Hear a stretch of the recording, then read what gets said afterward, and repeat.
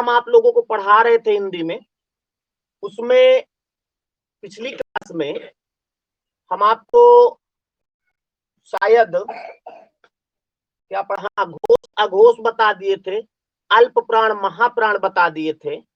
किसी भी वर्ग का पहला तीसरा पांचवा और अंतस्थ व्यंजन सभी स्वर और अनुस्वार ये अल्प प्राण होते हैं। दूसरा वो किसी भी वर्ग का दूसरा चौथा संघर्षी व्यंजन प्लस विसर्ग ये महाप्राण होते हैं। फिर हमने बताया था पहला और दूसरा, किसी भी वर्ग का पहला दूसरा और तीनों सा ये अघोष होते हैं। बाकी तीसरा चौथा पांचवा और अंतस्थ व्यंजन यारा लावा हा ये सघोष होते हैं। ऐसा मैंने कल बता दिया था, इसको आपने रिवाइज कर लिया होगा। अब आगे बढ़ते हैं और वर्णमाला में अब ज्यादा कुछ नहीं बचा है, कुछ और चीजें हैं। एक जैसे आपने संयुक्त ध्वनि पढ़ा है, एक होता संयुक्त ध्वनि,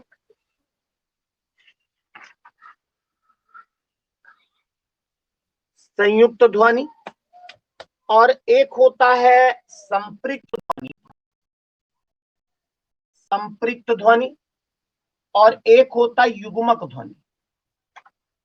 ध्यान समझिएगा, एक होता है संयुक्त ध्वनि, अभी लिखना कुछ नहीं, एक होता है संपृक्त ध्वनि और एक होता है युग्मक ध्वनि। तो संयुक्त तो आप जानते हो, जैसे छा छत्री बना है आधा का और सा से, यानी कोई पहले आधा अक्षर हो, पहले कोई आधा अक्षर हो और फिर पूरा हो जाए पूरा अक्षर, तो उसे संयुक्त ध्वनि कहेंगे। अच्छा, संपृक्त क्या है? संपृक्त ध्वनि किसे कहते हैं? इसमें भी पहले आधा अक्षर होगा फिर पूरा होगा, और युग्मक में भी पहले आधा होगा फिर पूरा होगा। अब आप समझेंगे जब सब में आधा और पूरा है तो फिर अंतर क्या है।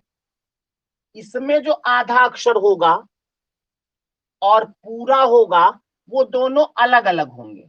जैसे इसमें का आधा है तो यहां पर का नहीं आएगा, फिर का के अलावा कोई पूरा अक्षर आवे तब तो संयुक्त होगा। जैसे आप त्रा में देखे, छा त्रा ज्ञा और श्रा है ना संयुक्त, तो छा में आप का और सा देख रहे हैं, ता और रा देख रहे हैं त्रा में, यानी जब अलग अलग ध्वनियां हो तो वो कहलाता है संयुक्त। और संपृक्त ध्वनि में आधा अक्षर जो होगा ना वो कोई नासिक के व्यंजन होगा। नासिक के मतलब अंगा इया अड़ा ना मा। अगर ऐसा कोई आधा अक्षर कोई नासिक के आ रहा, जैसे लिखा है,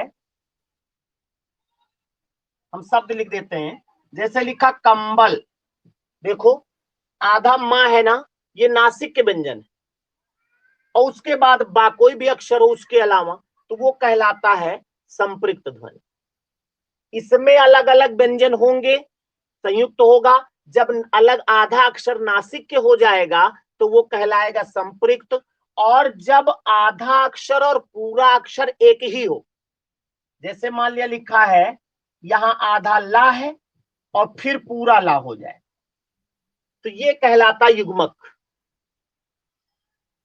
फिर से समझ ले, युग्मक में दोनों आधा और पूरा तो होगा होगा, आधा और पूरा एक ही अक्षर होंगे, संयुक्त में अलग अलग होंगे, और संपृक्त में जो पहले आधा अक्षर होगा वो कोई नासिक के व्यंजन होगा, यानी अंगा इया अड़ा नामा से, इनमें से कोई होगा, तो संपृक्त होता है। इसको लिख लो पहले, तब अगर कोई कंफ्यूजन है तो आप लिख पूछिए। हेडिंग डालो,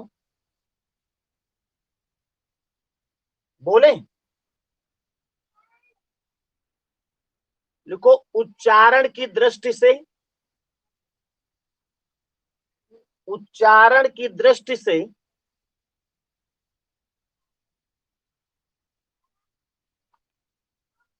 व्यंजनों को,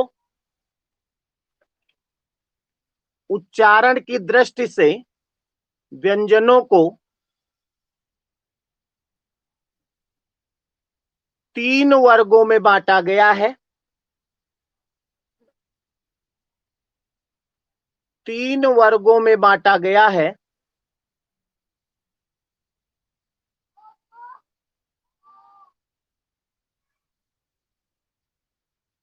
नंबर 1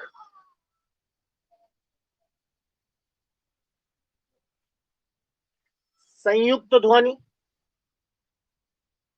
नंबर 1 संयुक्त ध्वनि लिख के उसके आगे लिख भी लो, संयुक्त ध्वनि में लिखो नंबर 1 संयुक्त ध्वनि करके इसमें लिख भी लो।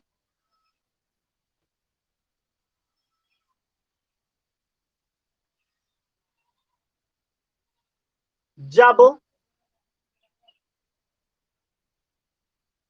2 या 2 से अधिक ध्वनियां, बस 2 ध्वनि, जब दो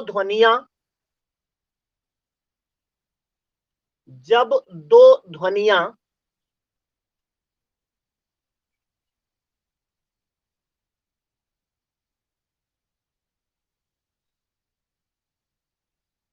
आपस में संयुक्त होकर आपस में संयुक्त होकर आपस में संयुक्त होकर किसी ध्वनि का निर्माण करती हैं, किसी ध्वनि का निर्माण करती हैं, तो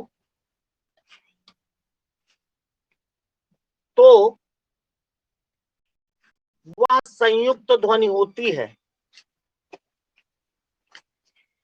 तो वह संयुक्त ध्वनि होती है। क्या है? दिख नहीं रहा है? हाँ कुछ गड़बड़ी है। आ गया?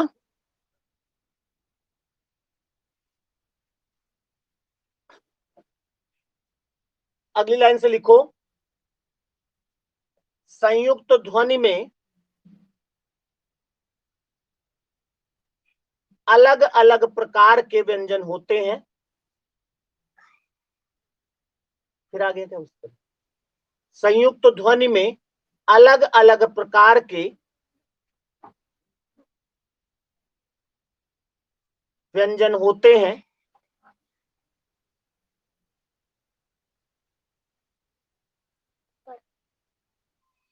जैसे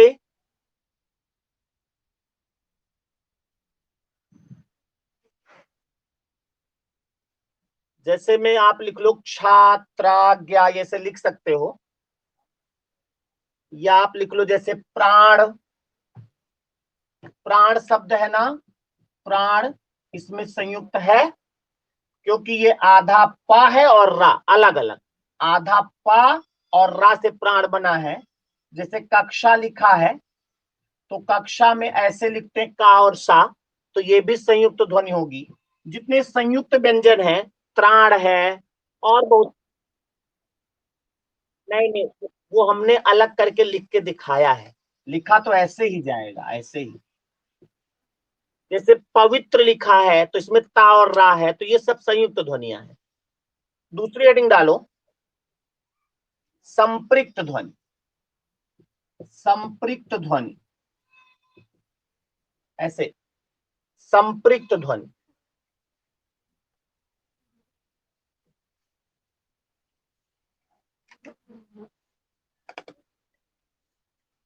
लिखो। इसमें इसमें भी दो वर्ण, इसमें भी दो वर्ण आपस में जुड़ते हैं,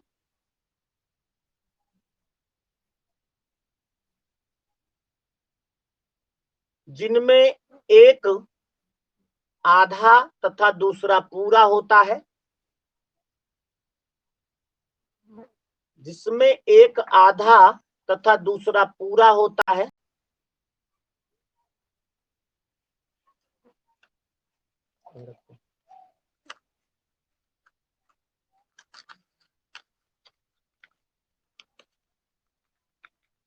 आधा जो वर्ण आधा होता है वो नासिक के होता है। जो वर्ण आधा होता है वो नासिक के होता है।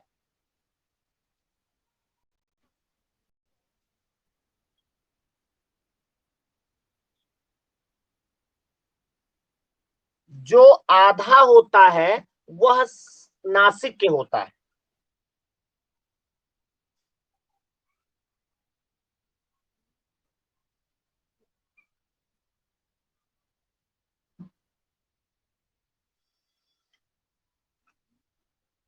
जैसे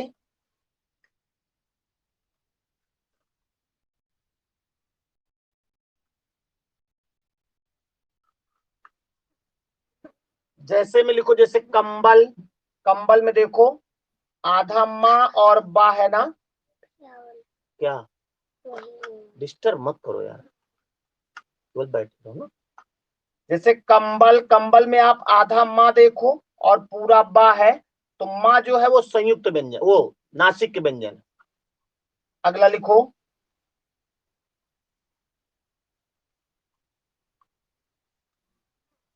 उन्माद, उन्माद, उ लिखो आधा ना और माँ में आ की मात्रा दा, उन्माद। इसमें आधा अक्षर क्या है, ना, और ना क्या है, नासिक के होता है।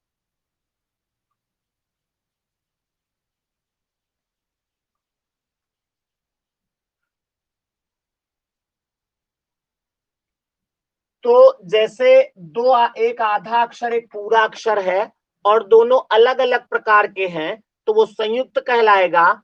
और इन दोनों, एक आधा एक पूरा हो लेकिन एक नासिक के व्यंजन हो, देखो संपृक्त में भी है, आधा माँ यहाँ पर है ना, तो यहाँ पर ये संपृक्त हो सकता है।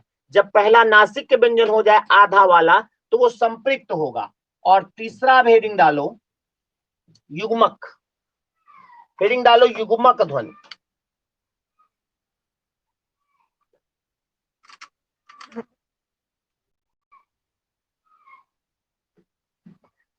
लिखो इसमें, इसमें भी दो दो ध्वनियां मिलकर,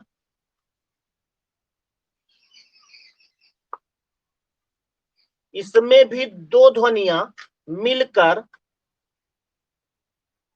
अर्ध रूप तथा पूर्ण रूप से, अर्ध रूप तथा पूर्ण रूप से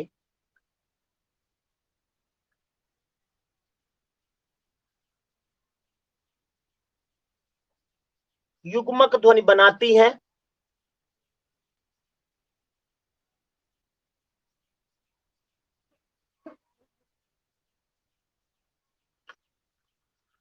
इसमें दोनों ध्वनियां एक ही होती हैं। दोनों अक्षर लिखते, जो ध्वनि लिखते हैं ना, इसकी जगह आप अक्षर लिख सकते हो। इसमें दोनों ध्वनियां एक ही होती हैं।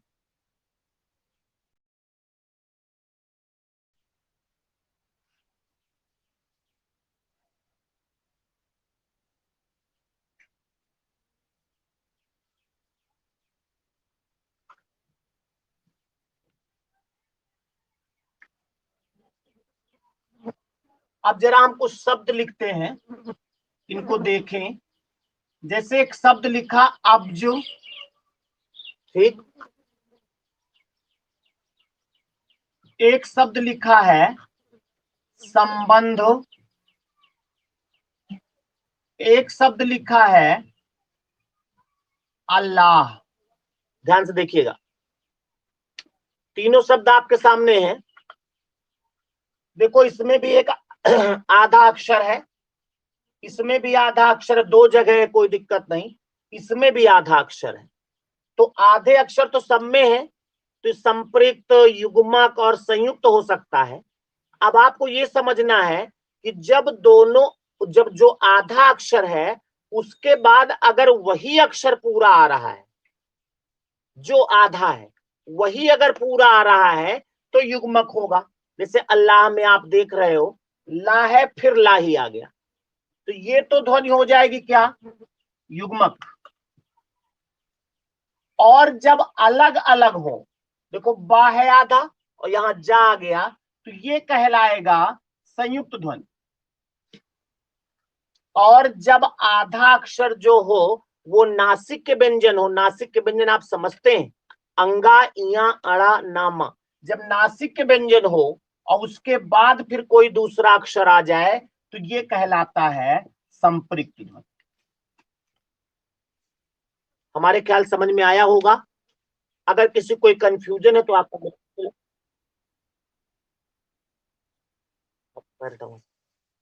संयुक्त में अलग अलग ध्वनियां होंगी, एक आधा अक्षर एक पूरा होगा, दोनों वैरायटी अलग अलग होंगी, ठीक। और युग्मक में दोनों वैरायटी सेम होंगी।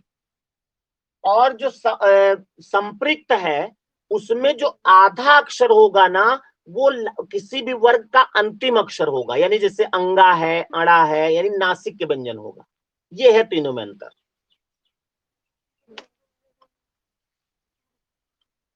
समझ में आई बात?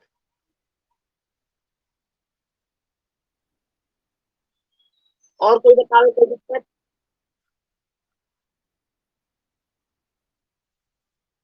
ठीक है, तो मिटा देते हैं इसको।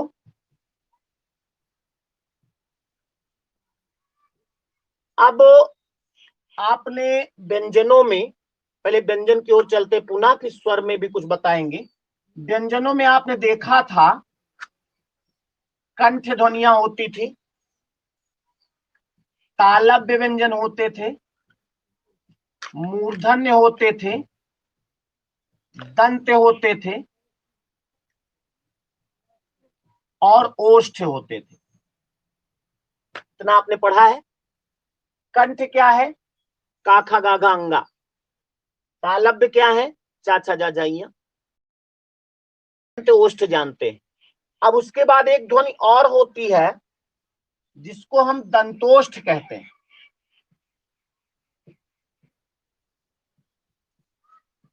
दंत्योष्ठ ऐसे लिख सकते हैं आप, या दंत्योष्ठ ऐसे लिख दें, आधा ता कर दें यहां और सही होगा।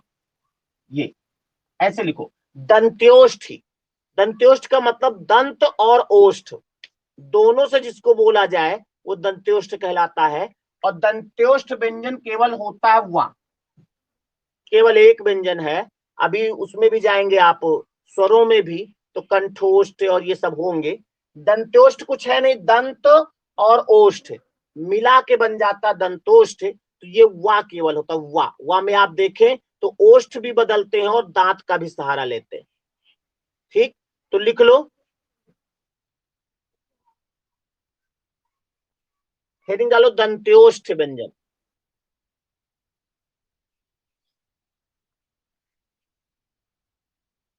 लिखो इसमें, जिन व्यंजनों के उच्चारण में, जिन व्यंजनों के उच्चारण में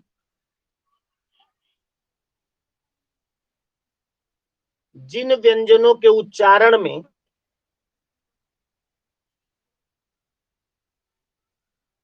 निचला होंठ, हाँ, निचला होंठ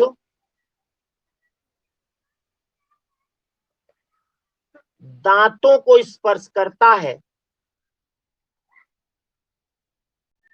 निचला होंठ दांतों को स्पर्श करता है,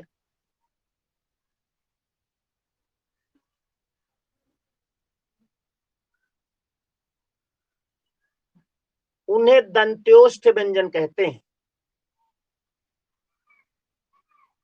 उन्हें दंत्योष्ठ व्यंजन कहते हैं।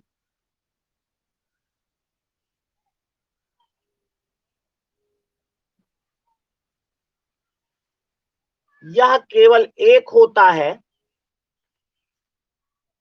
यह केवल एक होता है वा, है के आगे वा लिख लो।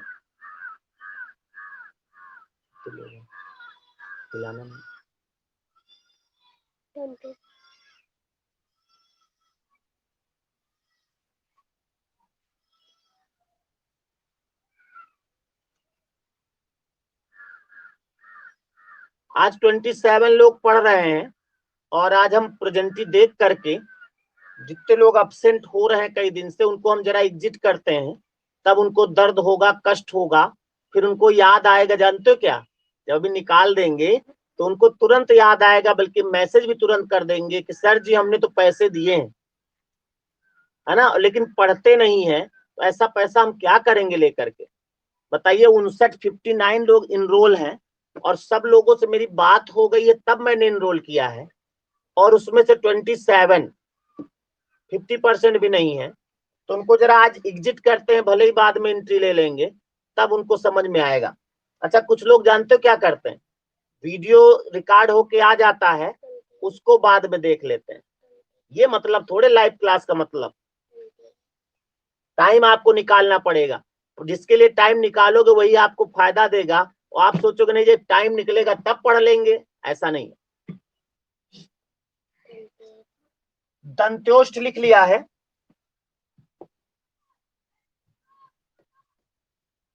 उसके बाद फिर एक ध्वनि और होती है,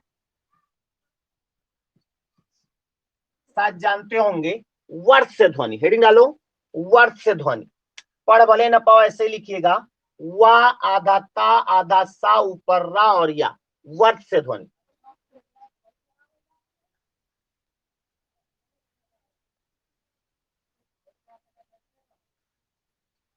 एक शब्द होता है वर्ष, ये किसे कहते जानते हो कोई, वर्ष किसे कहते हैं, कोई जानता हो तो बतावे।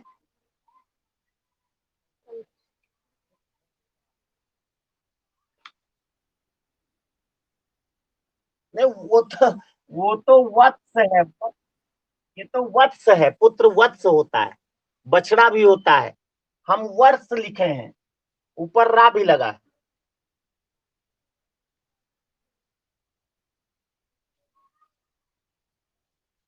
वर्ष जो होता है ना, ये मसूढ़ा, मसूढ़ा जानते हो, ये ये इसकी एक दाल भी होती है, बनती है ना मसूढ़ की दाल, लेकिन यहाँ दाल से मतलब नहीं, मसूढ़ा जो होता है जिसपे दांत निकलते हैं, उसका शुद्ध शब्द वर्ष है ये। तो ये जो वर्ष व्यंजन होते हैं, जिनके उच्चारण में जीभ ऊपरी मसूढ़े से टच करती है, वर्ष से टच करती है, उन्हें वर्ष कहते हैं। ये कौन कौन से होते हैं, ये होता है न, रा और ला। लिख लो, वर्ष से हेडिंग डालो, लिखो इसमें, जिन व्यंजनों के उच्चारण में, जिन व्यंजनों के उच्चारण में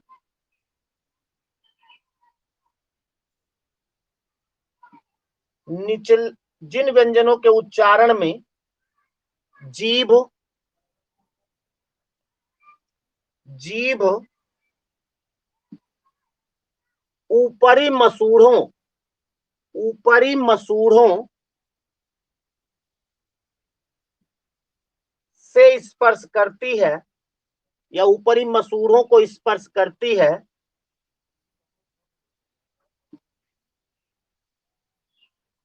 उन्हें वर्ष व्यंजन कहते हैं।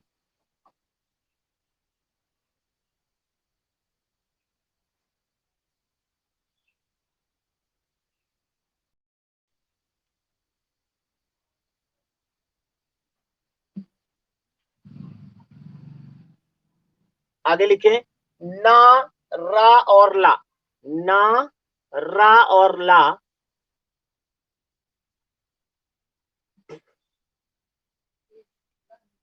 ना, रा और ला वर्ष ध्वनियां होती हैं, या वर्ष व्यंजन होते हैं।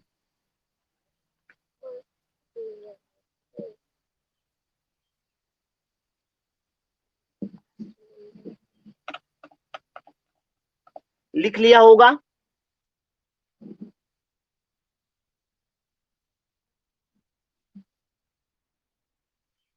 एक और लिख लो, लास्ट लिखना है, थोड़ा सा टाइम ले लेंगे, 2 मिनट का और।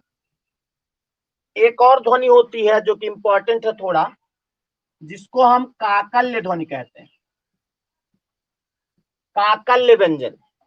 ये सब बहुत टेक्निकल है, ये जब आ जाते हैं तो इसको सब लोग नहीं कर पाते, चाहे आप पुराने लोगों से पूछ लीजिएगा। काकल्य ध्वनि, देखो काकल्य ध्वनि जो होती है, जिन व्यंजनों को उच्चारण में श्वास जो है तेजी से, तीव्र मात्रा में तेजी से संघर्ष करते हुए निकलती है, वो काकल्य ध्वनि, या इसका एक नाम और है स्वर यंत्र मुखी। स्वर यंत्र मुखी, चाहे स्वर यंत्र मुखी कहा जाए चाहे काकल्य कहा जाए, एक ही होता है, और ये केवल होता है हा। हा, हा बोलने में ऐसा होता है, तो ये काकल्य ध्वनि होती है। तो याद रखिएगा, हा से हलवा जो होता है, हा से हल जो होता है, वो काकल्य ध्वनि कहलाता है, या तो स्वर यंत्र मुखी कहलाता है। तो हेडिंग डालो काकल्य व्यंजन।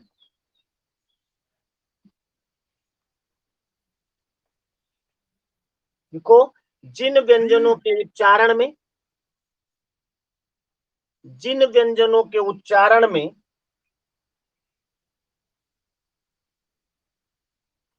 अंदर से आती हुई श्वास, अंदर से आती हुई श्वास यानी वायु, अंदर से आती हुई श्वास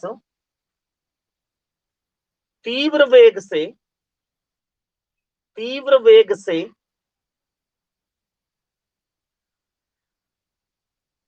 स्वर यंत्र मुख पर, स्वर यंत्र मुखी नाम है ना, स्वर यंत्र मुख पर,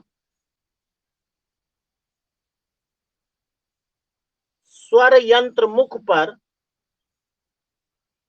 संघर्ष उत्पन्न करती है, संघर्ष उत्पन्न करती है, उन्हें स्वर यंत्र मुखी व्यंजन कहते हैं, उन्हें स्वर यंत्र मुखी व्यंजन कहते हैं।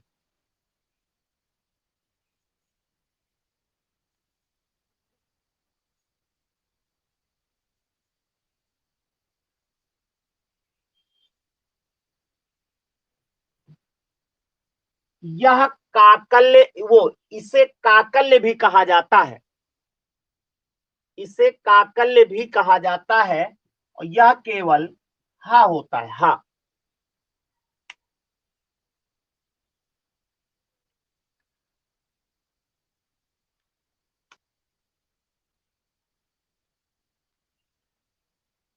लिख लिया?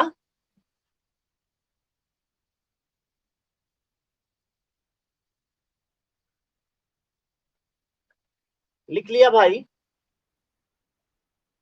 तो वा को याद रखिएगा, वा जो है दंतोष है, ना रा ला जो तीन व्यंजन है, ना रा ला, ये क्या है, वर्ष से है, और जो हा है ये काकल्य ध्वनि है, यह स्वर यंत्र मुखी है। तो आज यहीं तक, अभी कल और ये वर्णमाला चलेगा। अभी हमको अग्र स्वर, पश्च स्वर, मध्य स्वर और कई चीजें जो वर्ण विन्यास, ये कई चीजें बतानी है। तो कल की क्लास में वर्णमाला समाप्त हो जाएगा, और बस हरदम की तरह मिलते हैं रीजनिंग के लिए 2 मिनट बाद।